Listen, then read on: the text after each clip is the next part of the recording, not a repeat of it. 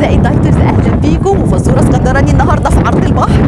كلام عن النفسيه والدايت. طبعا في علاقه ما بين النفسيه والدايت، في علاقه ما بين النفسيه واختيار نوعيات وكميات الطعام وترتيب الحياه والتنظيم والعادات الصحيه والغذائيه والعادات الرياضيه. لما تطلب مني ان انا اظبط حياتي عشان اخس، يبقى لازم تبقى نفسيتي متزنه ومرتاحه. طب ده يحصل ازاي وسط الضغط العصبي اللي احنا فيه؟ ده يحصل بقرار. لازم اقرر ان انا انظم وقتي وادخل العادات دي وسط يومي، والا لو استسلمت للنفسيه والستريس هرمونز او هرمونات التوتر عمري ما هنجح. لاحظوا ان هرمونات التوتر بتزود الوزن، بتخلي الشهيه مختلفه عن الشهيه الطبيعيه، كمان بيبقى فيه ووتر ريتنشن او احتباس ميه تحت الجلد. كل ده طبيعي مع الضغط العصبي. نحاول ننام كويس، نرتب يومنا، ناخد 5 وجبات عشان طاقتنا ما تقلش، ونتحرك كل يوم ما بين نص ساعه لساعه الا ربع مشي عسكري. اشوفكم على خير في فزوره جديده.